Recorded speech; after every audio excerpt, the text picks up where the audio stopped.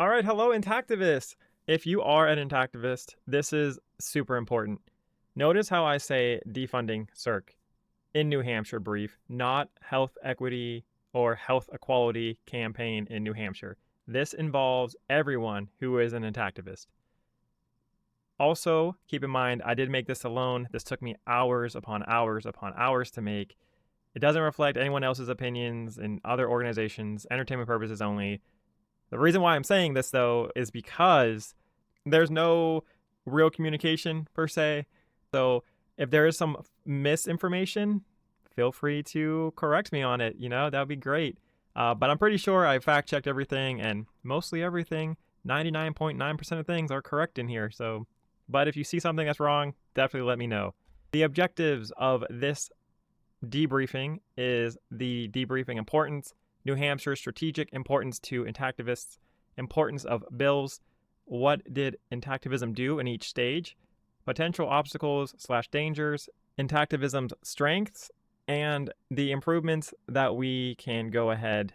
And we are going to be focusing a lot on improvements because we need to know what we can do better, right? Because unfortunately, this did not go the way we wanted it to. Debriefing importance is using to reflect on past operations, identify areas for improvement, and share knowledge and lessons learned. Communication, which is identifying key takeaways, make sure every Intactivist is on the same page, focus on facts, ask hard questions that need to be answered, because unfortunately there are some major organizations that don't want to participate in things like debriefings, and they don't want you to hold them accountable, and then communication suffers. And debriefing lets you know what POTS knows, and so everyone can be up to speed. And also, we want to bring key players to the table. The aimed result here is to save babies, money, and frustration. Every important, successful high-risk group does debriefing, from hospitals, nursing, military, police, SWAT, armed anything. Every group does debriefings on any kind of operation, and I definitely feel that the defunding of Medicaid covered circumcisions in New Hampshire is definitely a high risk when it comes to the resources involved. So the strategic importance of New Hampshire, it is the 42nd largest state. It's small, which is great, right? It's a good testing ground for Intactivism's ability. They have Medicaid covered circumcisions. Obviously, Intactivists want to get rid of that. That's one of the point of the entire bill for 1683. HEC has identified this state as the most likely to defund Medicaid circumcisions, most likely due to HEC having political allies that support defunding it, paired with its small size. Once again, it's manageable for Intactivism to go and overthrow this. This is also the first state HEC has attempted to overthrow Medicaid covered circumcisions. This is a no-lose state, which means we can't fall back any further. We would be stuck on defense, trying to swat bills down that would either fund Medicaid circumcisions, and that is not a predicament that I don't think anybody wants to be in. We can't lose New Hampshire. This is not an option to lose New Hampshire. All right, the importance of the bills. HB 1683 is getting Medicaid defunded, which would save thousands of children a year, as doctors would lose incentive to push circumcisions, and also parents may not think it's worth spending $300 to get their child circumcised. HB 1706 is a circumcision transparency bill. This would give parents time to think about the procedure with facts that come with a set standard of required materials to cover first, avoiding any solicitation, ideally, while being in a compromised, vulnerable position because you just gave birth from medical staff. Also, legal scored the highest, with 35% of Intactivists in this poll believing it's the most effective way to end circumcision. Just backs up the importance of these bills and legal in Intactivism. The crafting of the bills for submission, a lot is unknown about this stage in the crafting section. Gaudaff provided citations and rewrote parts of it. It was introduced by Emily Phillips, the bills were. submission happened around January 4th. That's when Anthony made the announcement on YouTube. I'm assuming it was probably back at least January 1st, but I'm not really sure. A lot of Intactivists told me that they believe that the bills were too lenient, especially HB 1706, and they should have been more strict and rigid. So if the 1706 bill had to be reworked, their anchor point is more on the pro-intactivism side. Anchor point is very important when it comes to compromising and negotiation. You want to start giving stuff up at a more favorable stance than a least favorable stance. While others have argued if they made this bill too strict, the House wouldn't have even heard them out. I'm not an expert on this, so let me know what you guys think. How could we improve on this section? The House Health, Human Services, and Elderly Affairs happened January 25th, 2024. You can take what everyone said in New Hampshire and make American circumcision 2 with it. That's how good it was.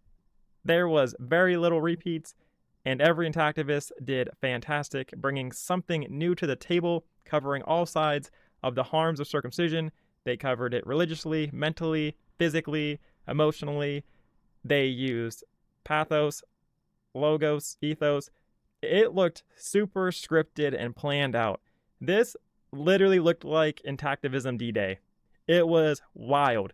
You had all the major organizations came out to go ahead and speak. I have a lot of them listed here, and there were 10 plus more pro-intact speakers. Intactivists went on for 2.4 hours speaking excellence.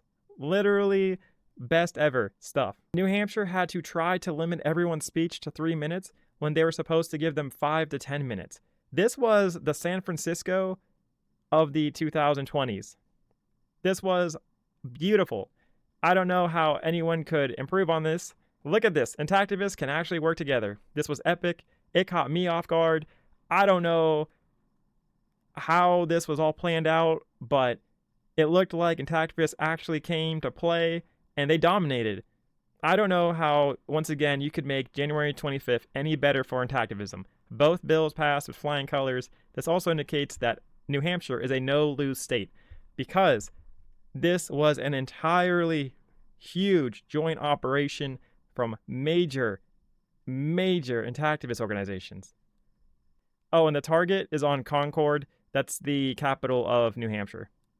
The tragedy of March 28th, HB 1683 lost not just once but twice. The last time it lost by just 4 votes, 184, 191, resulting in thousands of more babies to get needlessly harmed and mutilated permanently. That is what it is. There's no sugarcoating it. This is what changed in New Hampshire. Short answer, effectively nothing. Still waiting until to see how HB 1706 comes out. Anthony plans on reintroducing a bill like HB 1683 next year, indicating New Hampshire is a no-lose state. Once again, we're not willing to lose this state. Like, there is no going back and falling back and retreating onto another state. Intactivism gain. We had great learning opportunities.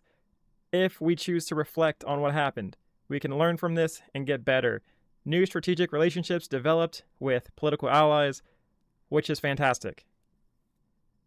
Also, an increase of awareness of the circumcision issue with political people, because even Anthony said that there were politicians that didn't know that circumcision was a problem.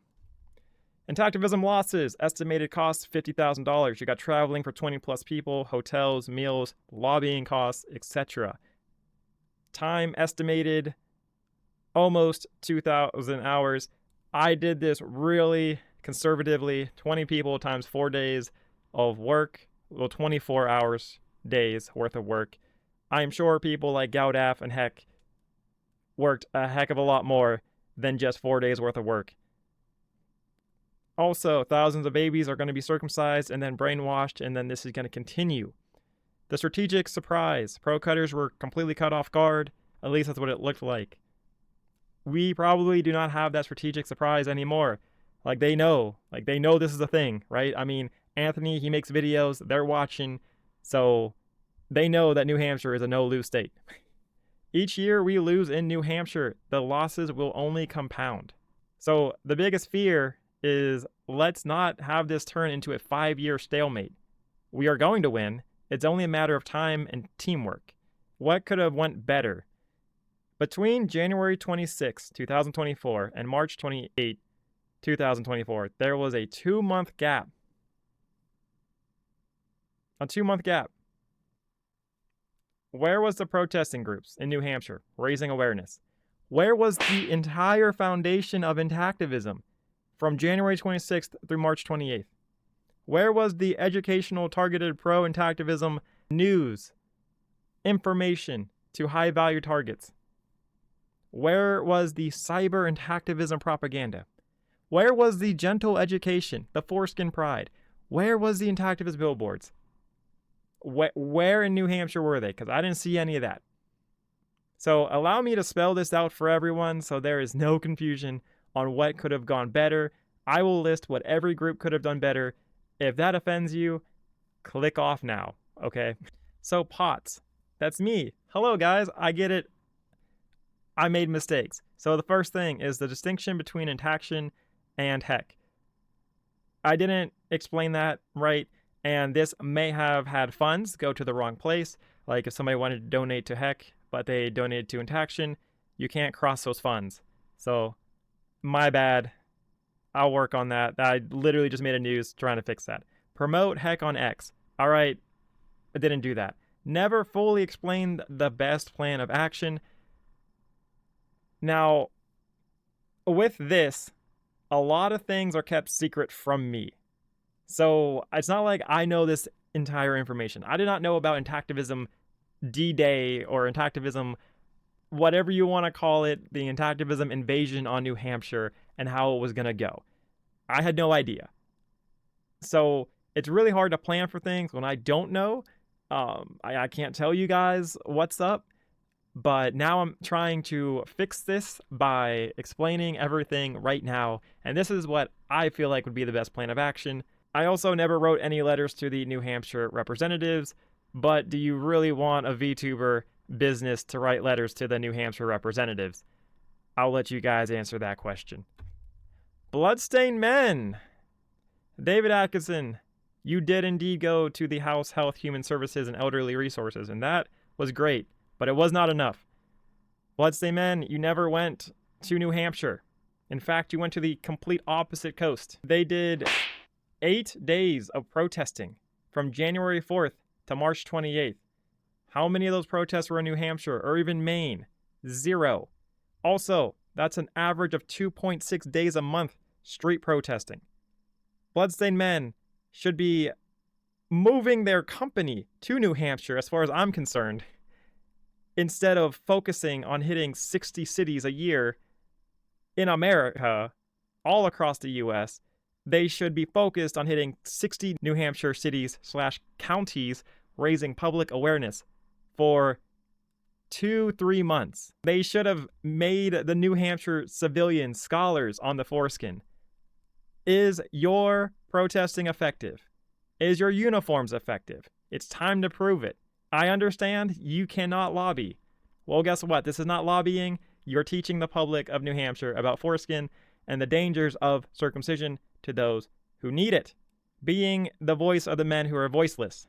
You're literally running around the entire USA with less than 10 people most of the time. You would have had better luck making a swimming pool taste better by throwing a tea bag in it than you would doing whatever you're doing. Bloodstained Men, you're so out of touch right now that well over 50% of people in this poll don't think you give a shit about Intactivism, but just care how you guys look. Why are you running all over the entire USA? You look manic, trying to reach 60 cities a year, while only protesting, 2.6 days a month? Stay a while and marinate, actually meet the people, because when the New Hampshire infants needed you the most, where were you? You don't even stay that long, enough for reporters to catch you in any kind of city or state that you're in. And I understand that Brother K had some health issues. I get that. And maybe Bloodstained Men crew had other things to do.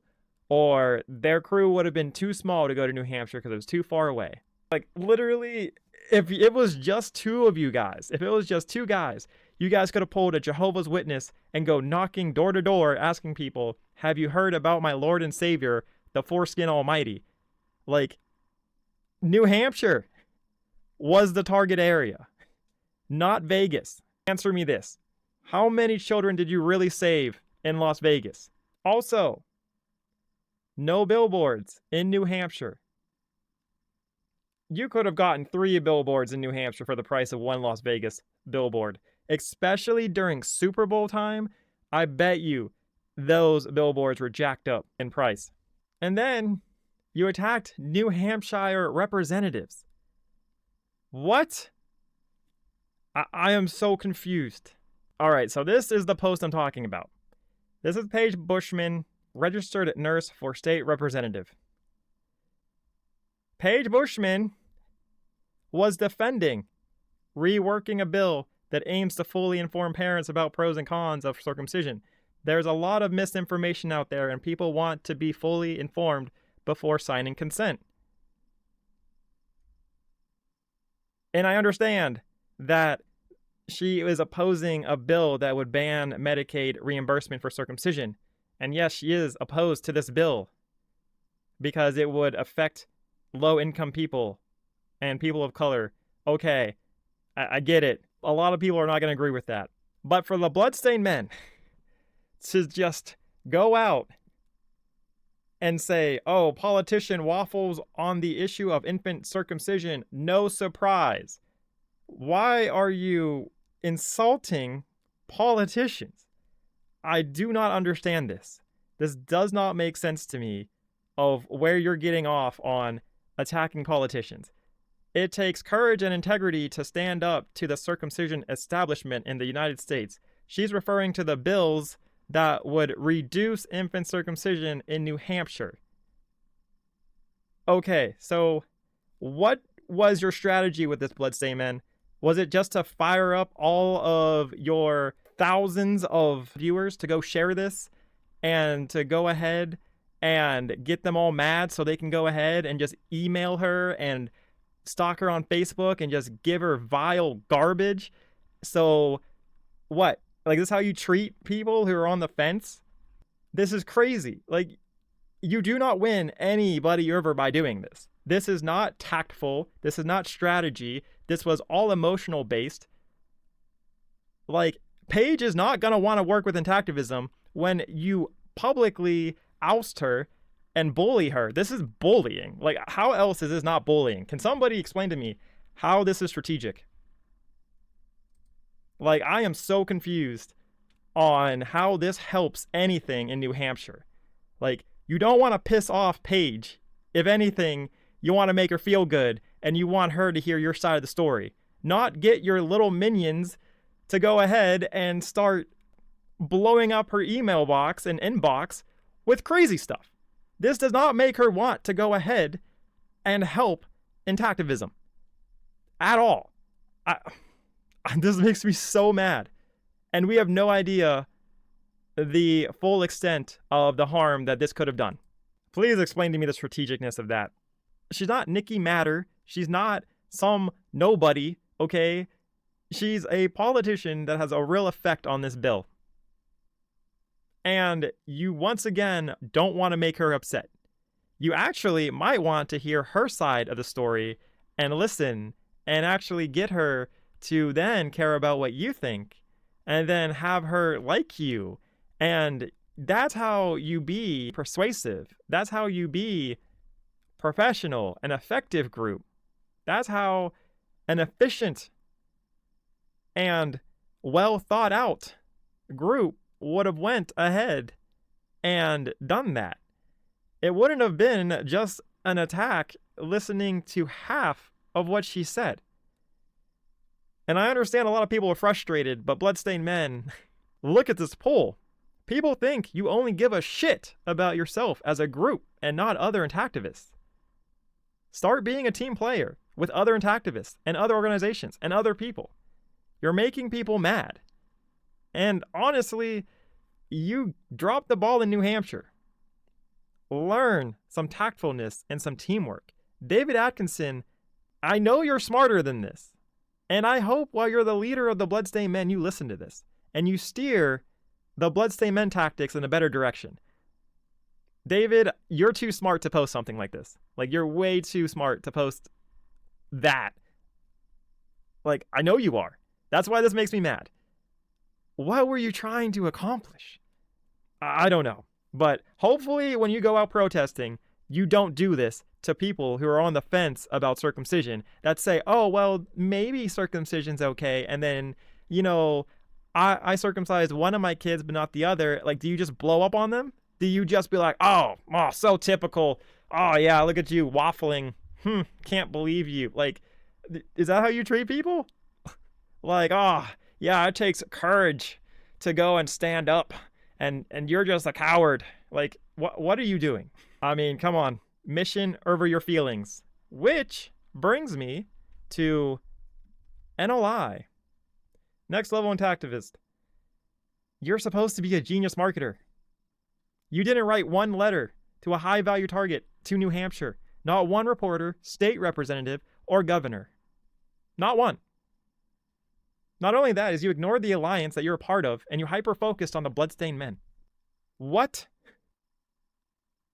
I don't get this. Like, not only did you piss off the alliance, teaming up with the Bloodstained Men, while they didn't even want you helping them, you aren't even a 501c3, so you don't have to worry about looking like you're lobbying, or you don't have to play by any special rules. What's your excuse? Tell me what projects you're doing that are as big as getting laws changed in New Hampshire. Special shout out to James Lowen. In this critical 3 months, 2 months period of Intactivism history being written, the most popular Intactivist YouTuber, he released a video called Creating Kinder Beings, in which I didn't understand it, and seems like other people had no idea what the heck you're talking about.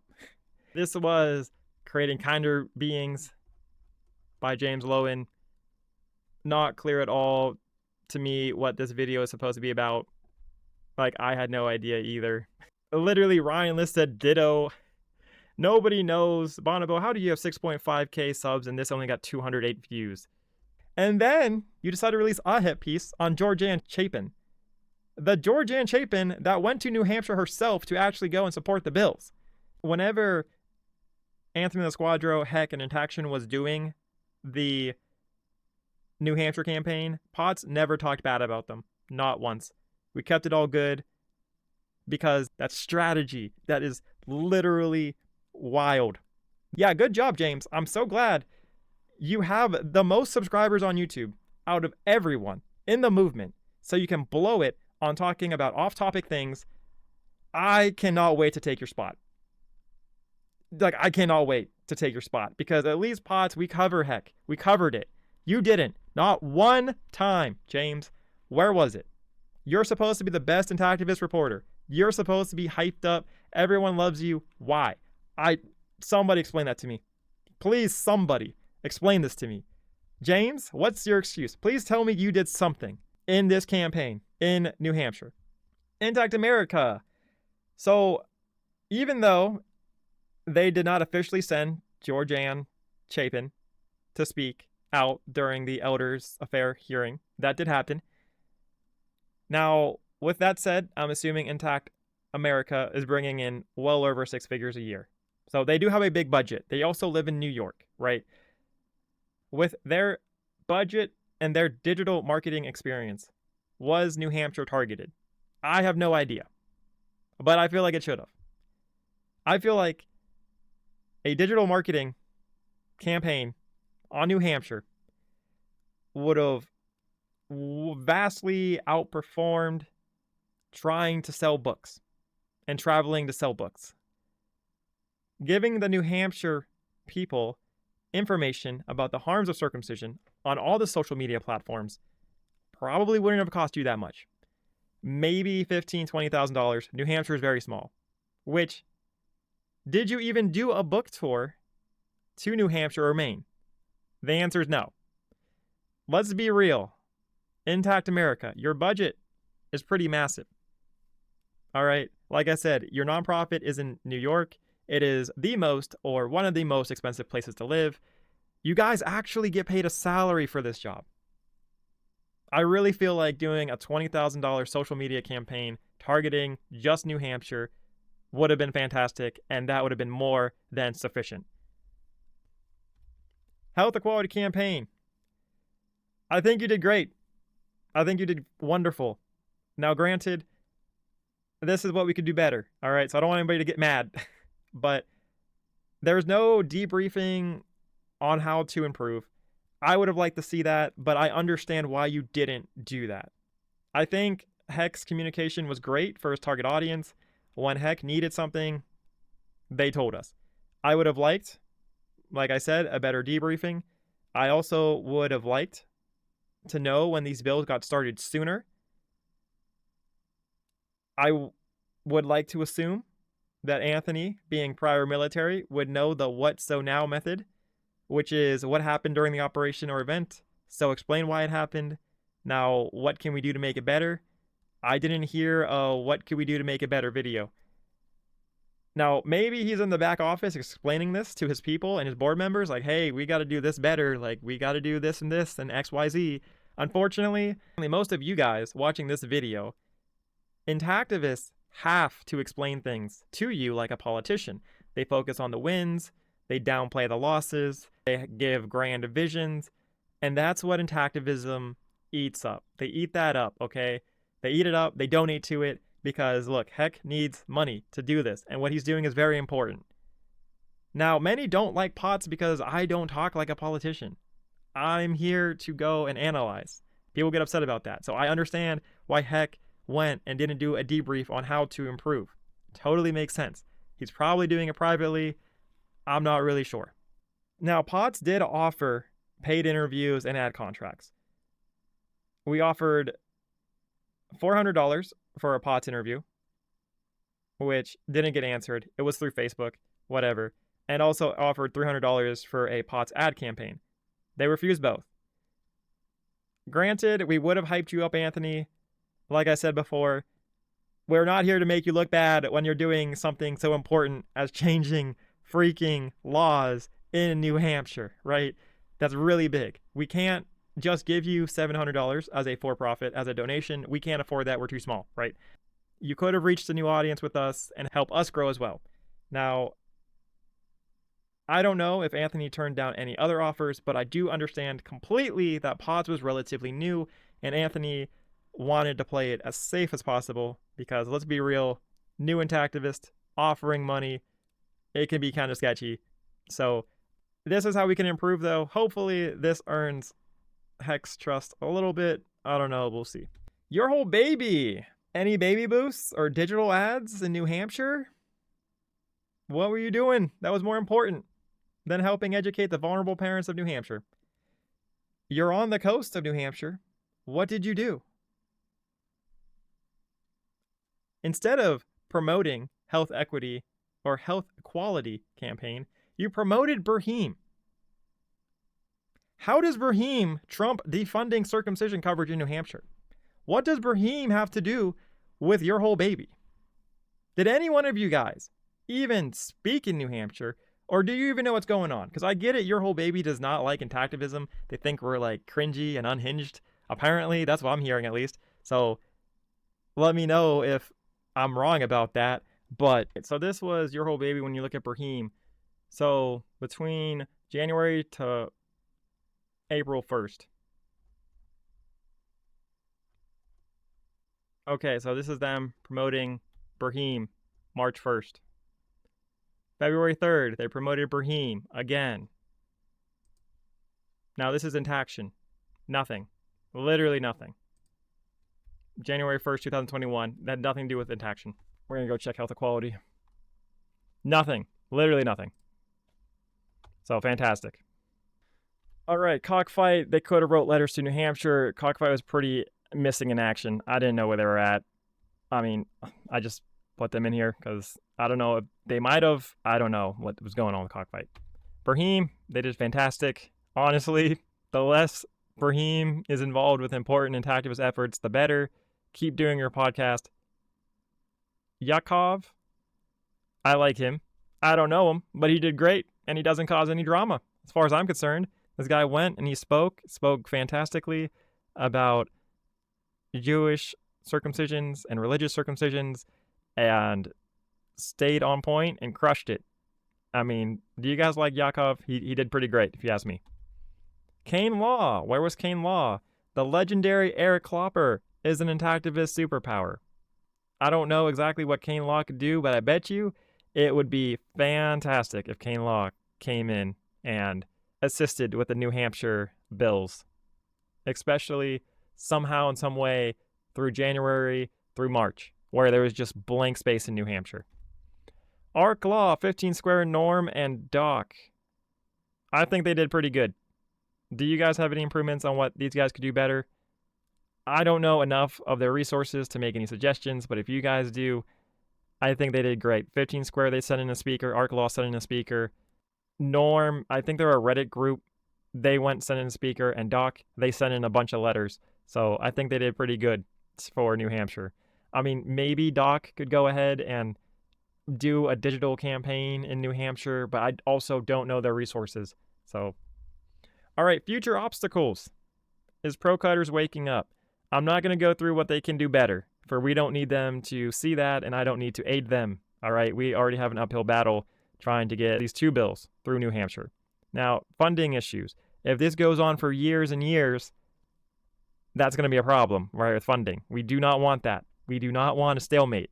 We want to get this crushed now. Spend the money now. Beat this issue now.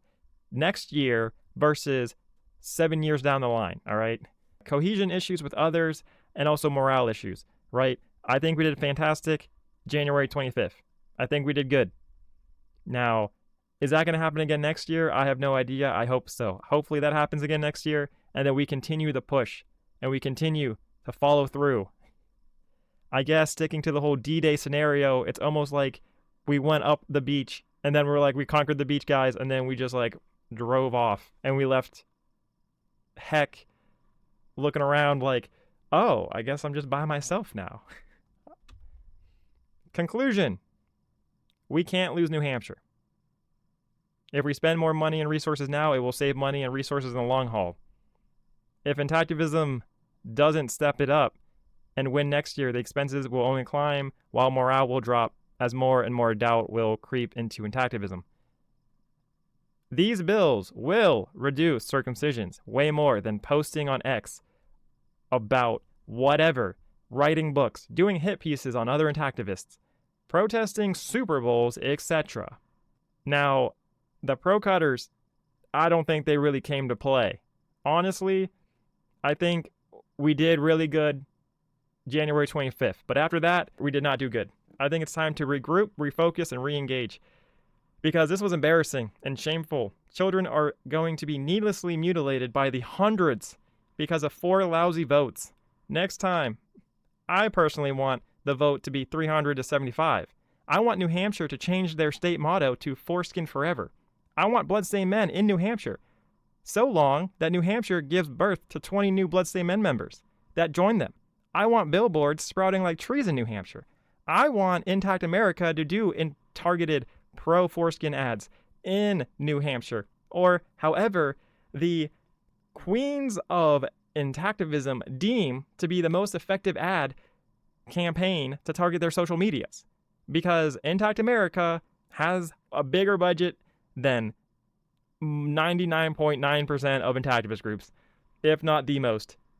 Okay, I want everyone to know the value of foreskin on their socials. And when they look outside, I want them to see a Bloodstained Men's billboard, or even an Intact America's billboard. I want NOI to be in the message box, inbox, or whatever the New Hampshire representatives have, and also high targeted people that Daniel deems fit to get constant messages about the harms of circumcision, and the benefits of foreskin and whatever, right? Once again, we did great January 25th. We just need a stronger follow through. If we can't change laws in New Hampshire, we can't go any lower. That's why Anthony is retrying in New Hampshire. Where would he even lobby next? If we can't win New Hampshire, which is the 42nd biggest state, where are we going? I want New Hampshire to feel that they have pissed off the foreskin gods above for even thinking that it was okay to have Medicaid coverage for circumcisions. I want to see that fire in everyone who is an Intactivist.